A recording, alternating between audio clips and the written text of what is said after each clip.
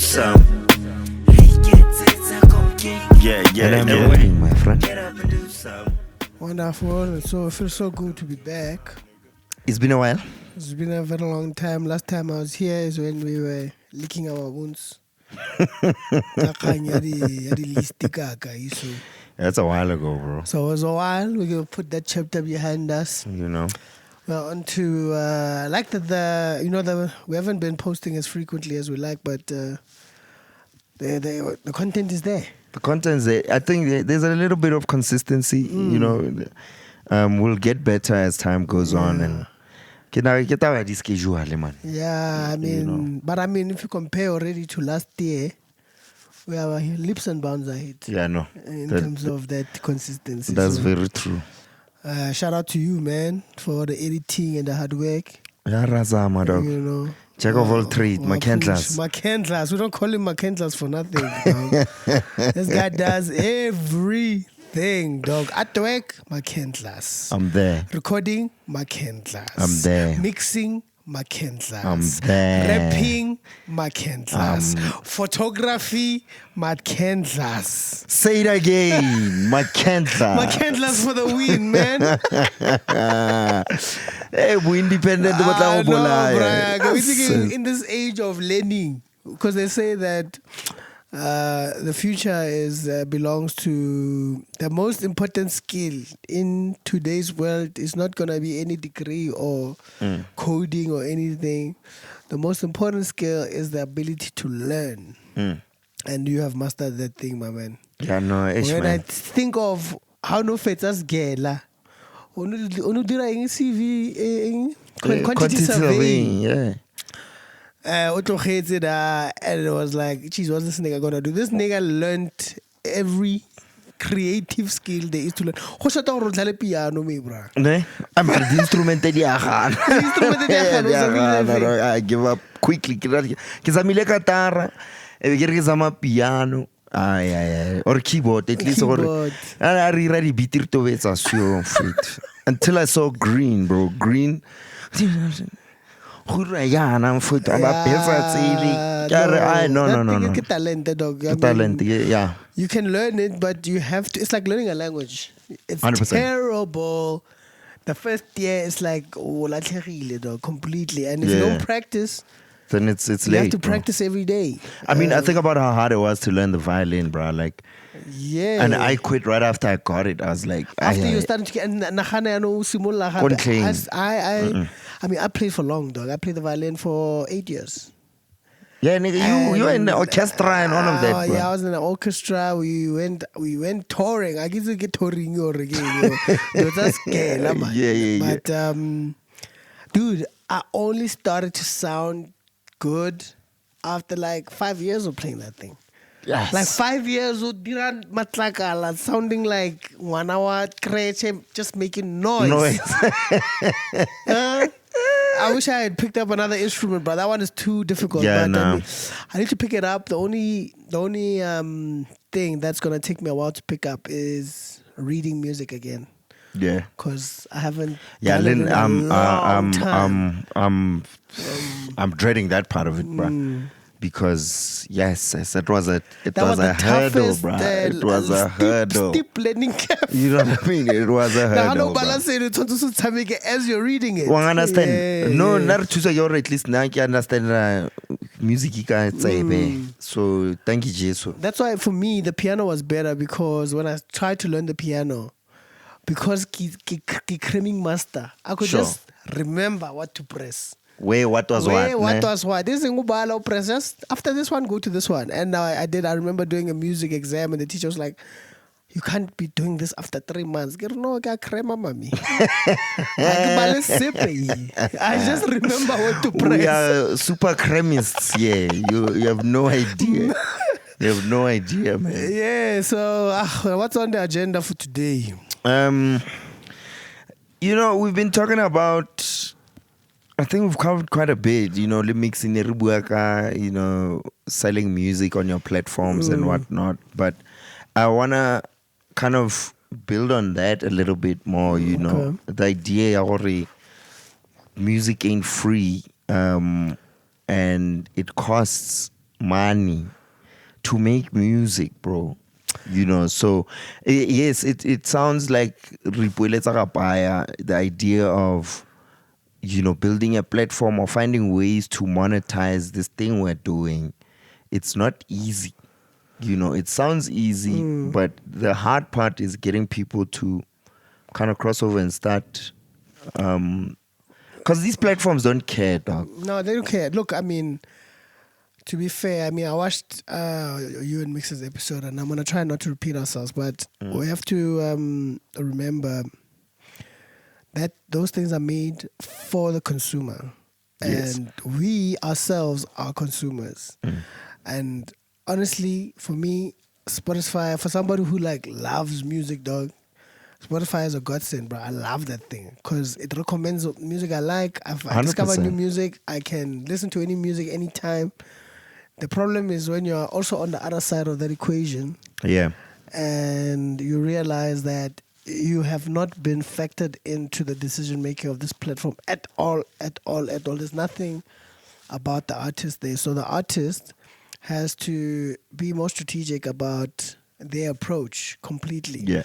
Understand that you can't alienate the consumer. you can't alienate the consumer. The consumer is getting what they are paying for from Spotify. 100%. You know what I mean? So it's not the consumer's fault that they are paying for a service that is giving them the value that they are paying for. So I mean, Yele, I think we have to figure out alternative ways, which is what we're currently doing, is find a better way to move. And for me, I think the best way at the moment is to use Spotify to reach your audience until you've hit a critical mass of whatever your magic number is, and then try and monetize a percentage of that critical mass. So if you can get 100,000 monthly listeners, and thereafter you say, sharp, from you guys, if you want anything special that's not going to be on Spotify, here's where you can find it. And it's going to be like $10 or whatever. And then you start trial and error from there. What works, what doesn't. But I don't think you can completely do without streaming services because honestly they are where the consumer looks for music. I mean, anytime you meet somebody and you tell them you're a musician, what's your Spotify? Where's your music online? If you don't have your music online, how are you even going to start that conversation with somebody who is new and hasn't heard of you? Not true. But also in that same light, the consumer is also at risk to listen. At risk of listening to bullshit, like with this whole AI, a bunch of AI music being made for profit by these platforms. Artists are taking their stuff off, bro. Yeah, I mean that's the wave. That's the new wave of. I think that's where everything is headed. When consumers realize, I mean, if you have enough artists that stop putting their music on streaming services, streaming services will die.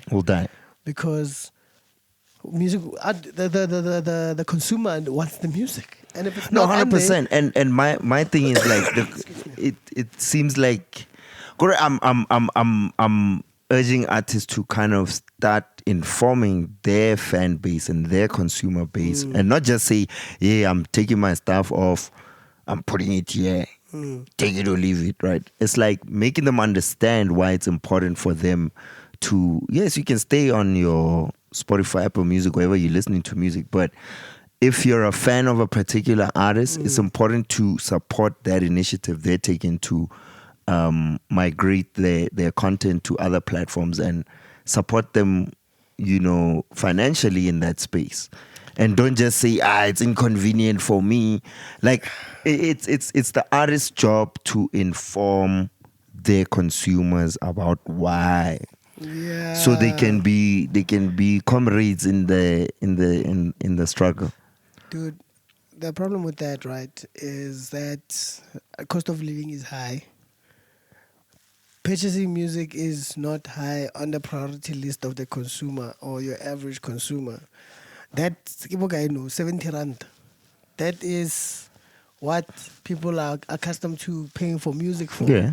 So think about this, right? Nobody has like only 10 artists that they listen to. Everybody listens to, I mean, if it's someone like me, it's like 150 artists I'm listening to. If you're going to pay for all that music individually, like back in the day, how much is that, compared to supporting, just put yourself in the artist's shoes. So, the consumer's shoes, I feel you. So it's a matter of only the die-hard fans are going to spend money on you. No, 100%. Yeah, And that's what I'm speaking to, right? I'm not talking to the average person who discovered you on Spotify Maloba last week. And then they added you to a playlist. Well, I understand. Yes. No, I'm talking about your diehard fans. That magic number, right, that you're talking about, that percentage you're trying to convert, that should be your goal as well, to inform them why they should stick with you in these spaces and that kind of thing. No, for sure. Sure. I totally agree. It's just, I think we also have to be conscious of the mindset that most consumers are in, and that Spotify has just made access to music so convenient. Even the CEO of Spotify, Daniel Ek, he made a tweet about a month ago. In fact, I think I might have it here, where he basically says music is cheap to make now, basically justifying why I don't know if he's justifying why artists get paid so little. Let me see if I can read it. In fact, I want to read the whole thing so that we can respond to correct information. All right. So this is on the 29th of May. Today, with the cost of creating content being close to zero, people can share an incredible amount of content.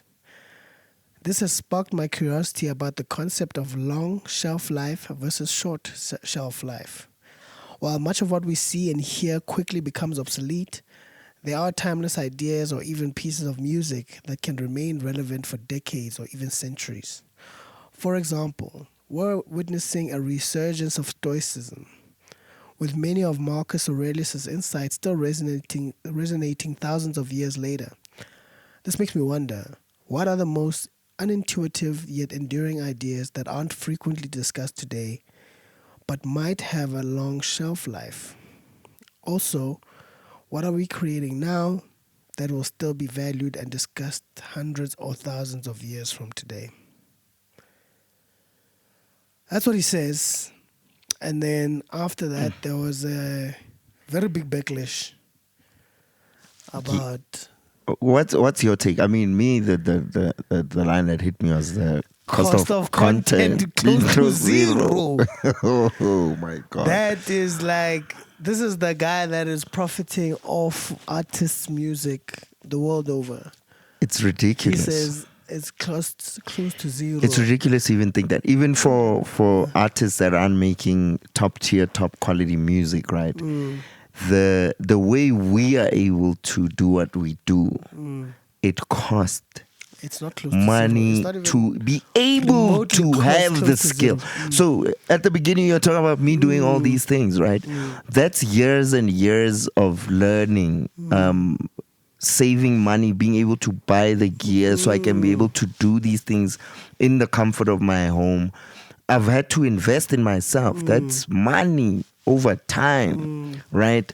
Now it gets to a point where it costs me a lot less to create the product. It still costs you time. It still costs me time, and there's value and to that value time. of your time. You know what I'm saying? Yes. Someone without the assets that I have has to go out there and pay somebody for studio time. You have to purchase the beats you're using. You have to motlakase, all these things, bro. You then have to go shoot this content, right? Not everybody can go buy an iPhone and be able to shoot. You can edit on your phones and all of these things. No, not everybody is able to do that. You have to go pay for these services. So it's ridiculous to think that the cost of content or creating content is close to zero. It's far from it. Even just the equipment in itself. just let's say we're not talking about labor. You know, the The equipment, equipment itself that itself. you need to do the work is not accessible to the average person. Not at all. I mean, Logic on its own is Yeah. 3,000, It's the 3.6. software. Leave 3.6. leave the laptop out of it. 3.6. Leave the machine out of Yeah, it. The let's go out of it. software. The software itself, bro. You Well, I know. understand. So when things like that are coming from the founder of Spotify, It's or alarming, the CEO, I don't know if he's the founder.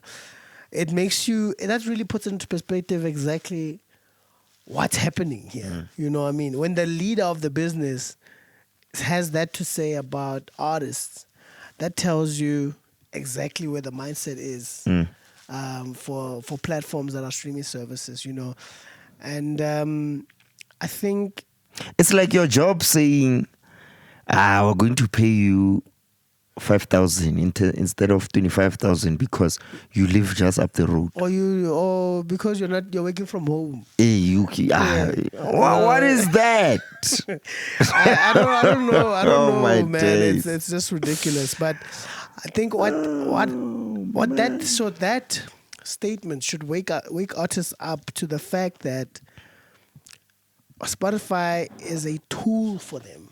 It's not the means to an end. It's a tool for getting your music out there. Yeah. Especially if you're starting out without a fan base. And I was thinking about Think of it as SoundCloud. about it Basically. as SoundCloud. It's the new SoundCloud. It's the new SoundCloud. Thank you. Because nobody hates on SoundCloud. You know. What's the other one that with the black and gold one? Audio Mac. Yes. Spotify, Audio Mac, same WhatsApp group. Same WhatsApp group, bro. Okay, you know. It's just there's now a prestige attached to being on Spotify and Apple Music, and you Yeah. get to chart and all these things. Yeah. But at the end of the day, like It's the from a same monetary thing. point of view, It's the that's same. why we wanted to be on those Spotify's and all of that, right? So yeah, like it's now just a bigger platform for you to advertise yourself. Yeah, and you know, when I think about how growing an audience works, is you capture one fan at a time, and the best way to get that fan to bring somebody else in, they will share their links to their Spotify or their Apple or whatever. It's very difficult to capture a new person with a pay link. You know what I mean? Yeah. So The- just think the- about it like that. The way to monetize now is not so easy, right? It's about putting yourself out there and see your different platforms, your social media, your Spotify's, your Apple Music. You must see those platforms as billboards to lure your customer in to then spend money directly with you. So now the trick is figuring out that Formula. how you convert that audience into monetary success, right? Yes, the typical thing is, gigging and all of that. But for me personally, in the content space, I'm trying to pivot and, offer value that when I engage on a human level, I can be like, yeah, ke bokana, dog. You know what I'm saying? If you're gonna come to me directly and personally, we hash out whatever issue we need to hash out, it's gonna cost you something. You know what I'm saying? But even now, bro, Instagram, now you're paying for a whole bunch of shit, bro. Like, it's no longer the same way. It's fully organic growth, and you know what I mean? Like, you gotta spend money to get the results you're looking for.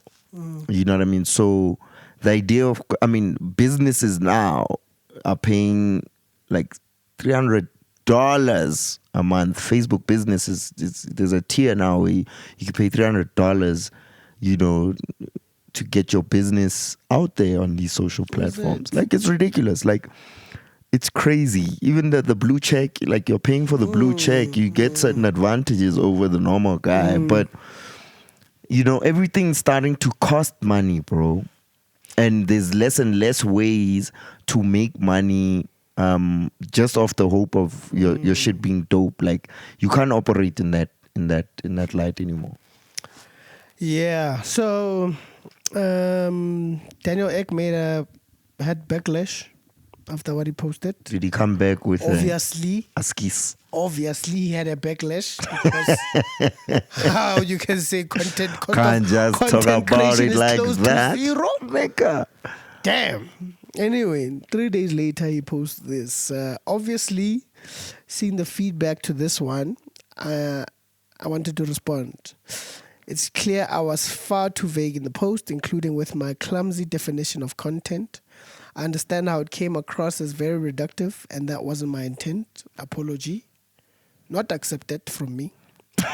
Just to clarify, my original point was not to devalue the time, effort, or resources involved in creating meaningful works, whether it's music, literature, or other forms of creative expression, even though that's like what you said. Yeah. What I was most interested in exploring was how, in this environment of constant creation, we can identify and ensure that the bold, exciting, world-changing ideas and pieces of art don't get lost in the noise. The significant drop in cost of creation, i.e. the tools, microphones, laptops, cameras, has led to an unprecedented explosion in the volume of what people are able to produce. Creation is only part of the equation. My focus was on exploring the staying power of the most creative, most thought-provoking ideas. That didn't come across, and that's on me. So basically what he's saying, sorry. What I meant was it's a lot cheaper than it used to be to create content of all sorts. And so the barriers are less than before, which is true. Mm-hmm. Whereas record labels used to gatekeep, now people can put out music on their own, fair. And therefore, because of that, the sheer quantity of creations has grown exponentially, which is what he was saying. But he really put it in he crass terms. It was really... he dropped the ball with that one. Yeah, I totally dropped the missed ball. the mark. He missed the mark completely. And he's saying, how do you keep the quality, timeless content alive despite the noise? And I don't even know how you can even say that when you're the one, your platform is perpetuating the nonsense. You know what I mean? It's like, look inside the house first. What are you saying? It's not dirty outside, it's dirty in the house. It's you Clean the house. Is like making it easier for quality music to just go unheard of. Do you know how often I discover new music now? It's rare. If you're not actively looking yourself based on your interests, like right now, I was having this conversation with Isuru the other day, and he said something about that the randomness of Spotify. It's not really random anymore. No, just, like even in your in this going off like my liked playlist. My liked playlist is quite long, right? Over 1,000 songs in there. Often in a week, I'm hearing the same song 3-4 times, and I'm having to skip more often than not because I'm hearing the same songs more frequently. Whereas there's a list of 1,000 songs per day, I'm listening to like maybe 10, 20, 30 songs at best while I'm traveling, moving around. If I'm sitting and working, I'm actually selecting what I want to hear. But the randomness of Spotify playing music at random within that playlist it's not random. There's an algorithmic kind of thing going on even in there, where if you like this mood of music off of your liked songs, it's gonna keep playing that mood and that mood and that mood, or it doesn't randomize. Yeah, I mean, it goes off. I think how it works is that it goes off what other people listening to similar music are listening to. So if I'm listening to lo-fi type hip hop, it'll play, and other people are listening to the same music, but there's a song they know that I don't know, they'll recommend that. Yeah, but I get that outside of the liked playlist. When you're just listening to music on Spotify at random, yes. Right? That I understand. Oh, you're talking about when it's recommending while you're in a playlist. Yes, like I guess you have liked songs that when magic you shuffle thing. When you not even the magic shuffle, like liked songs. It's my playlist of liked songs. It's 1,000 songs deep. Okay. But at any given time, it's probably gonna play a good chunk of the 30 songs more frequently, and the rest of the 1,000 I don't get to hear unless I've heard about that. You know, it's not random. Oh, There's still an the algorithm. shuffle doesn't shuffle. The shuffle is not really shuffling, bro. No. You're the first. You're not the first person to say that. Actually, that the shuffle doesn't work. It doesn't work the way it's supposed to. You're always hearing the same. songs. Yeah, but why do you have 1,000-word playlist also? I don't know, man. Because I listen to other playlists. So in those like sometimes when I'm driving, I just go to like songs. I know I'm going to hear something I like, right? But with the shuffle not shuffling so well, it means you're not gonna hear them. I often hear the same songs too often, way too often, that I end up disliking these songs, and I'll completely remove them from my right? And what that does is that the likelihood of, because you don't remember artists and names and things like that, me hearing that song again after removing it from my liked list, I'd have to go and look for it. You won't find it again unless you know what I'm saying. I have to make a note, or maybe let me throw it in another playlist and remove it from my liked. Yeah, so you get what I'm saying. The way I listen, the reason I don't have that problem is that the way I listen to music is I create lots of playlists, lots of different playlists. My like songs is only for like top tier. Like if I'm stuck on an island, which songs would I want to have? So that very select few songs, and then I put songs for. I make a playlist for Heard Once Deserves Another Listen. I make a playlist for, okay, this is the playlist I'm working on. It's a project. This was going to be my top tier Pass Me the Aux playlist for 2024. Okay. That's my legendary one. Every 2 years I make a new one of those. Okay. And then I make an R&B one. I make a new age R&B. I make an old, like I've got playlists on playlists. And you're constantly updating these playlists. And I'm constantly updating, and I go back and I audit them to say, no, this song is no longer dope. So I don't end up forgetting songs.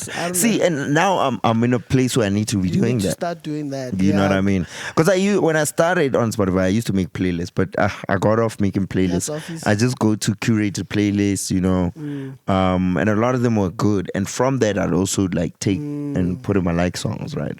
But now I gotta go back and make playlists again, bro, because I'm hearing the same music over and over and over, and it's also that thing of you can't put Spotify in control of your listening experience. Yeah, you can't. You have to take ownership, because then you become stagnant in a certain kind of the algorithm is, you'll be a slave to the algorithm, which changes at the drop of a whim, and you end up missing out on a lot of dope shit. I found Isuru played me some of the guys, Internet Boy, some dope shit. Fire. I'm gonna send you some of that. I heard one or two songs. It's like, it's interesting. It's like rockish. I don't know, man. I don't even know how to describe it. South African dudes. Is it? Yeah. Okay. Quite nice. I enjoyed the little that I listened to. Yeah, so. I love finding out new music like that, man. Yeah.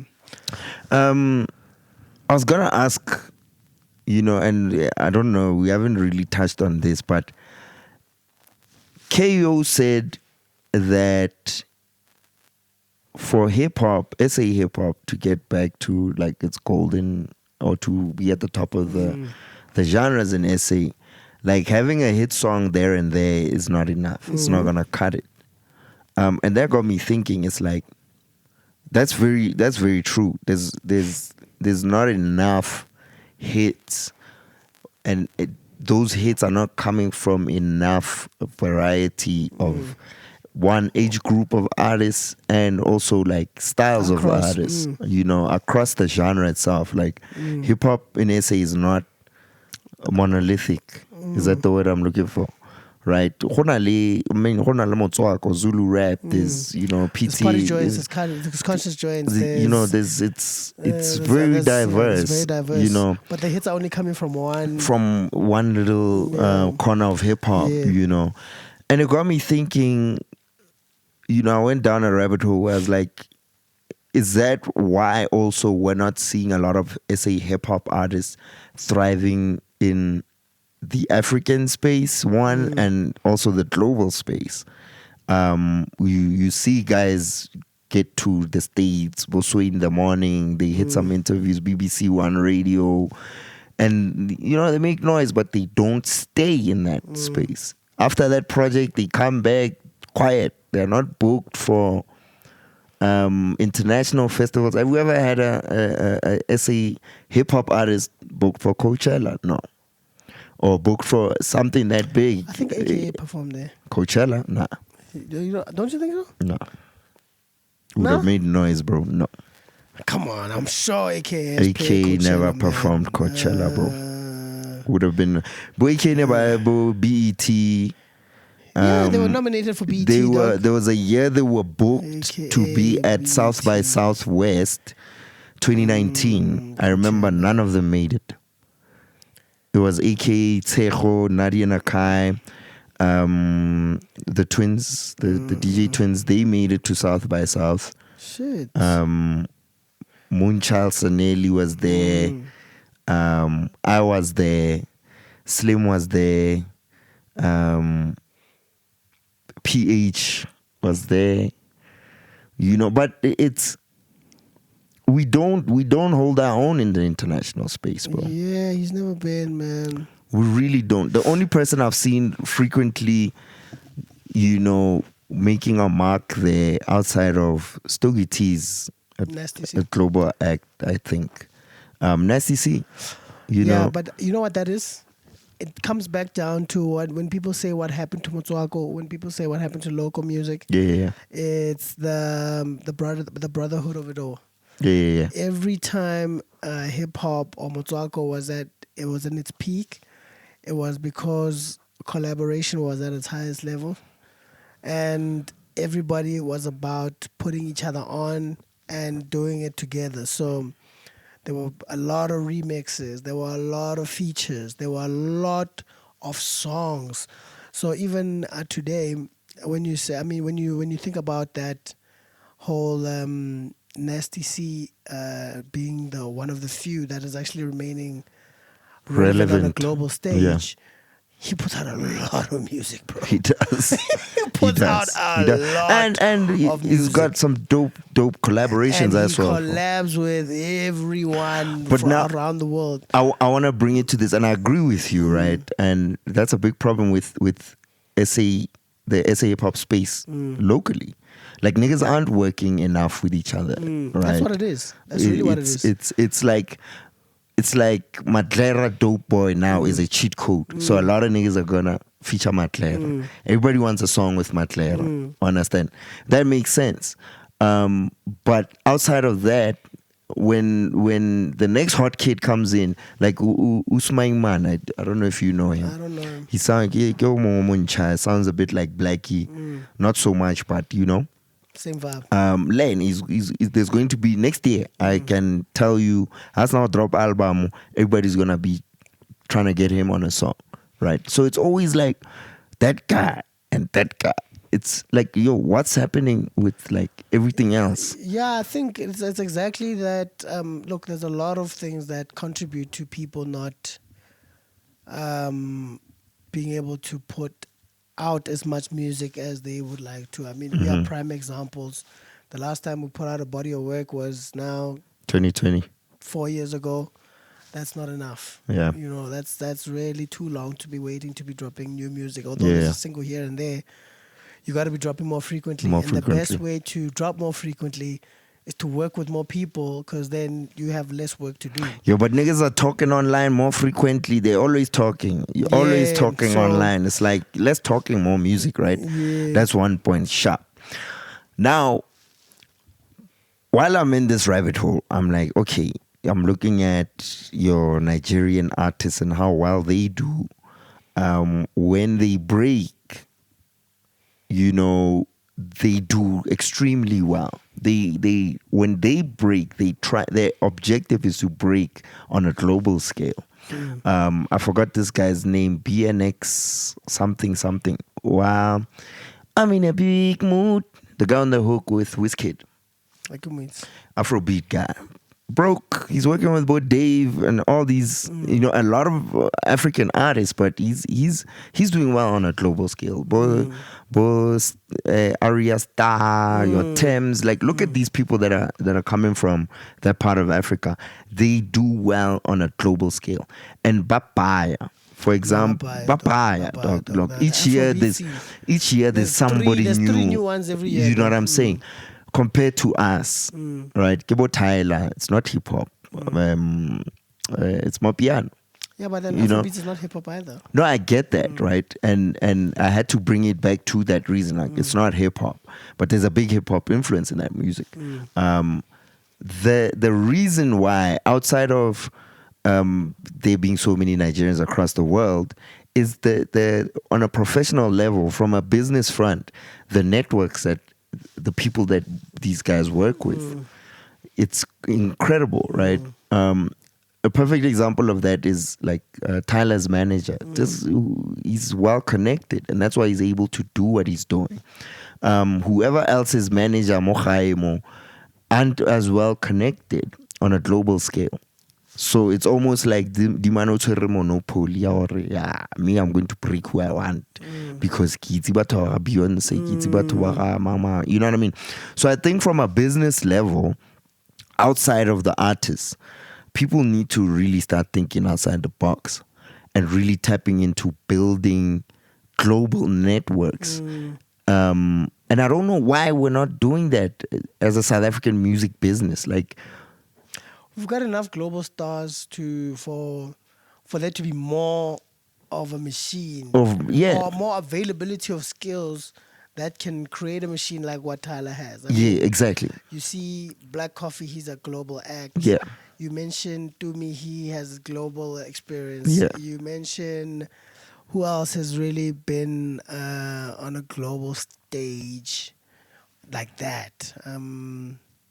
That's not that many. Eh? You know, I mean, and it's mostly all outside of hip hop. Like, for example, why is KO not tapping into the global the space?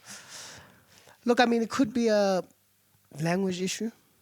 Although KO raps I don't mostly in think. English. Nah. I don't know, dog. I don't know. I don't think it's a language to ask thing, somebody about it, because what else could it be? Because he's you can't even say it's the music, because the previous argument I've heard about hip hop acts is that Americans are already doing hip hop. So yeah, so you're competing directly with that, right? With the source almost. So 100%. You're not gonna break in. But the language being different should be an advantage in that regard. Yeah, but I mean, if people can't understand it, they're not gonna connect. I mean, how much French hip hop do you listen to? Not anymore. I used to listen to some French hip hop. The language makes a difference. I would say it's the sound, which would mean the production, the beats or whatever.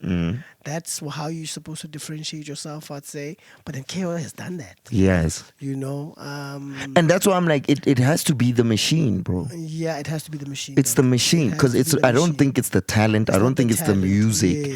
Because there's dope music, bro. Like an A-Reese should be a global fucking name, dog. He should be at least once a year performing in the UK. Music for that to be you know what I mean? I don't understand why our artists are not. I mean, look, Botswana is frequently. Yeah, or king the passport or these clothes go home affairs. We need to really re-up on it. Maybe this is something to actually research, bro. Because maybe we need to come with actual information that we have researched, because it's something to actually look into, because we got some great music that comes from here. And it's not just Tyler, bro. You know what I mean? We should have a lot more Tylers. We should have a lot more Tylers, Black Coffees, a lot more of these guys. Like, I mean, the talent we have here. It's and this machine. And I'm only asking this question because I was looking at hip hop, and if we get it right, like, this machine can spill out to all the other genres. All the other genres. It can be like, look, he's from South Africa. He's from South Africa. He's from South Africa. What else is happening in South Africa? And that's how you get 100%. momentum. I mean, Shekinah should be a global star. Shekinah, bruh. Yeah, Shekinah, dude. You know what I mean? Shekinah. Like, yeah. That music is intense, bro. Like, it should be enough.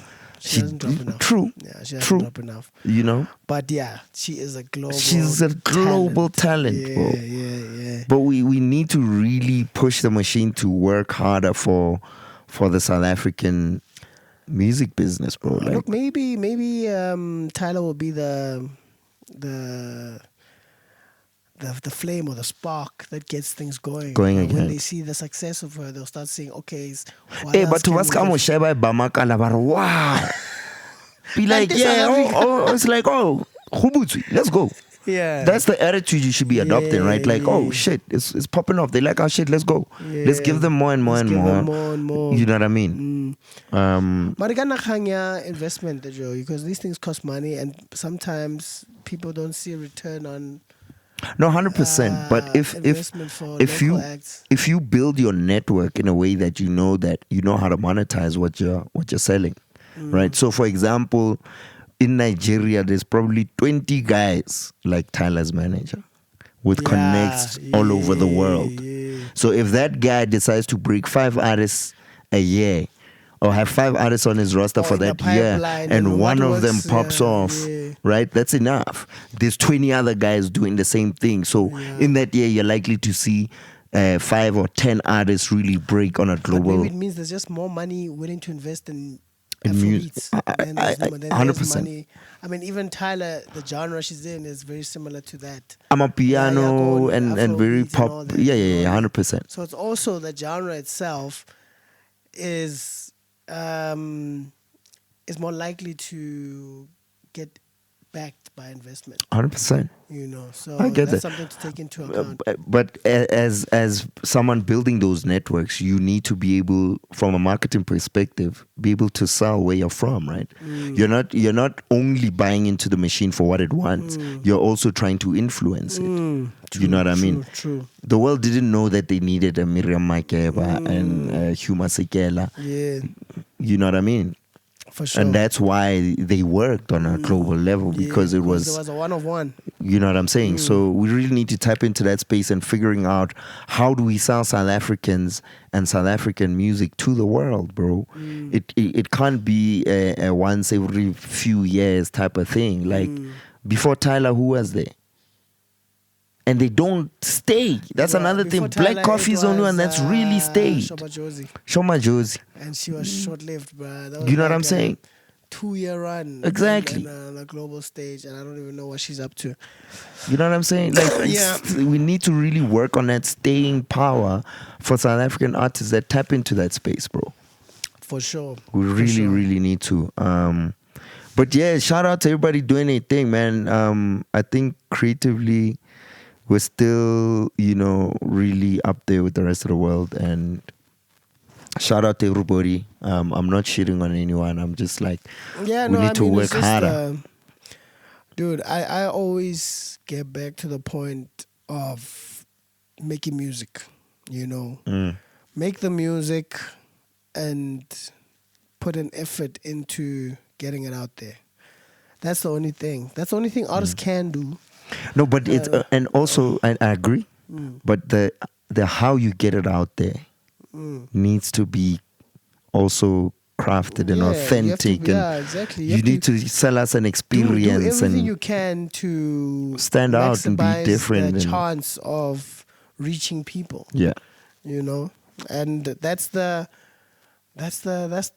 gift. That's where the talent is now. The talent is how well are you able to put yourself out there? Not necessarily how well are you able to make the music. That's how you get a lot of mediocre music, to be honest. 100%. Being out there is because people are really good marketers and content creators versus being musicians. Yeah. And that's the game now, guys. Everybody's a content creator first. And your success as an artist, it will depend on your aptitude as a content creator. 100%, man. Which is a damn shame, man, because I ain't really about that life. I feel you. It's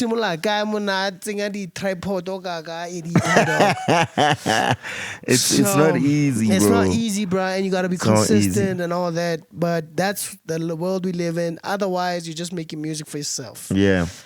So that's where it's at. I feel you. Before we wrap up, big shout out to Maftown Heights.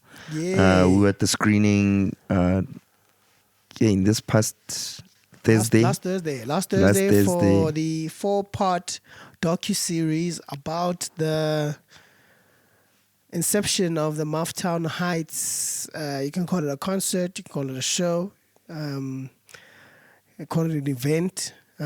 Started by Kulichana and Dream Team. And it's really being part of that screen. I mean, the first episode screened on Saturday, the 15th June. Yeah. And we got to be among the first to see it. And honestly, for me, it was such a privilege to not only be there, but get it's really an in-depth background story around Morafe's journey in particular. From how the group came together, to how they moved to Jozi, to how Skuli became a solo artist, and how the event started. So that's what the first episode captures. And I can't wait to... Is it going to be a weekly broadcast? It's a 4-part thing. So for the next 4 weeks, the first one was this weekend. Saturday. And then, so there's 3 more over the next 3 weeks. Tune in. The repeats are on Wednesdays. So, yeah. Channel O, I guess. Channel O, yeah. Yeah, I'm going to be keeping an eye out for that, man. Yeah, man. Like that first episode really got me because it didn't get to Maftown Heights, right? It's like it didn't even start that narrative, right? And getting to see that story of Morafe, it's so cool. It's so dope. It's like coming up, these are the guys we watched, so it's kind of surreal to see what was happening. To see what was happening in the background while we were like losing our minds over these guys, and they weren't getting any recognition. But at home, we were like, yo, you know what I mean? What is this? And I think what's so dope for me, why it resonates so much, is like the stories kind of, their struggles were real. Nah, their struggles were hectic. They were real. But at the same time, they were like, it's this or nothing. Yeah. But the story still resonates in the way they struggled to get what they really, really wanted. And they had a lot of hurdles to jump through, man. It's dope to see that perspective, Yeah, and also how they responded to various challenges, man. Like, there's a part in there about how Mo was like, nah, guys, I'm going to go to the farm. You guys carry on fighting. I'll come back as a solo artist, whatever.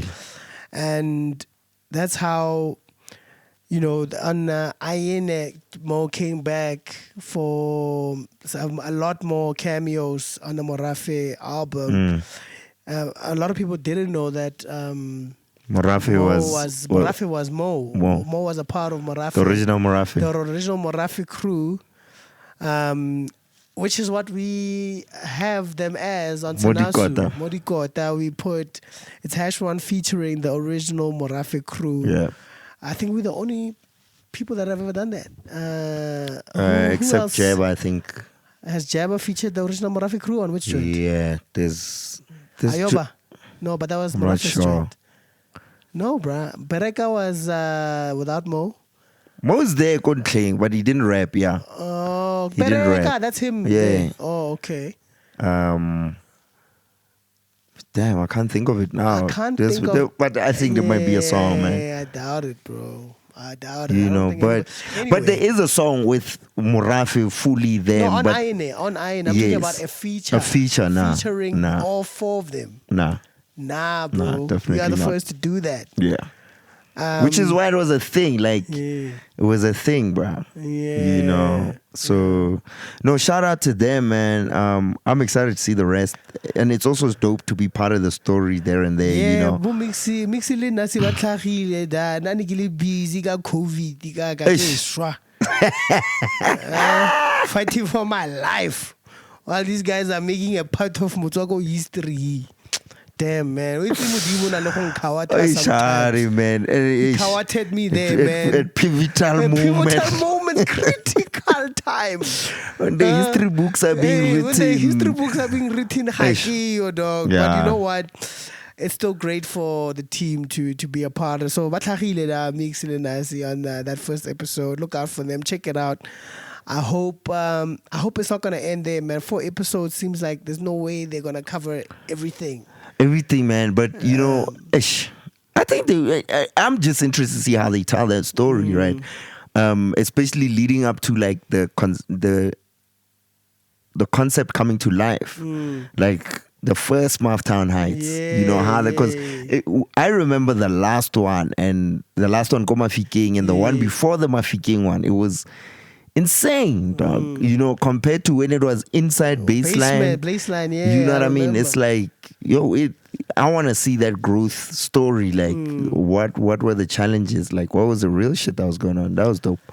Yeah, so, I mean, I don't want to spoil it for everybody, but like Refilwe talked afterwards, after the screening, about the blood, sweat, and tears that went into that first show, and how they didn't pay the artists. They were just like, "Come through, we'll break you off what we can."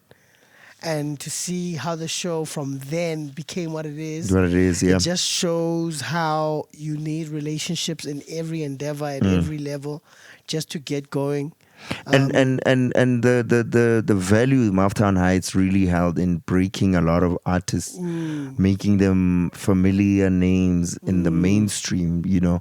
I think, yeah, man, it's an important story. And I think that platform needs to come back. Yeah, no, they gotta bring. I think needs to come back. That's gotta be the vision, right? Like, why would you do this documentary if it's not in some shape or form going to be reviving the event itself? Yeah, and picking up where you left off. It definitely didn't feel like a farewell or a celebration of something from the past, it could be a build-up situation. No, definitely is. It definitely is. I mean, from the conversation, they're like, listen, you know, we're still looking at taking this thing possibly nationally, you know.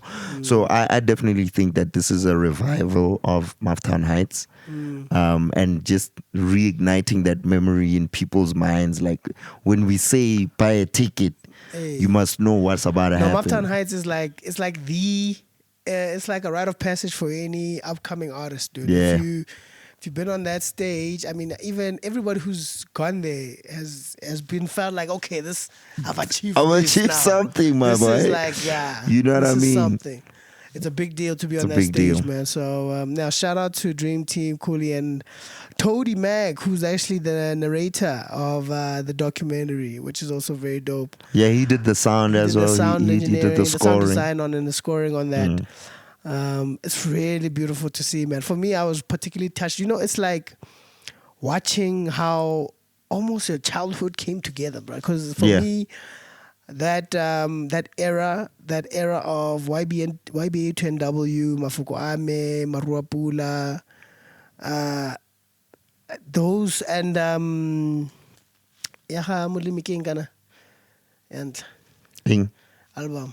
Why am I forgetting? How can I forget? Anyway, while we we have to get this. Hey, what to Mamudim? Hari Mojo. This is a terrible display My of goodness. Motswako heritage. Shame on us.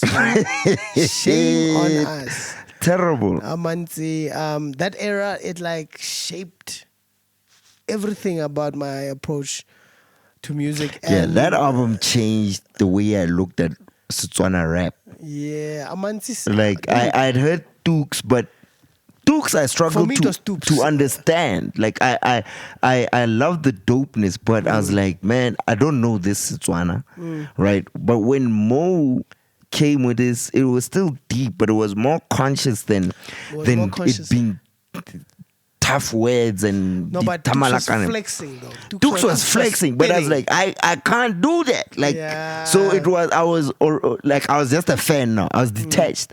Whereas when I heard Mo, I was like, man, maybe I could do this. I mean, Get the Nyoko came from being inspired by Mo's album. I was the total opposite, bro.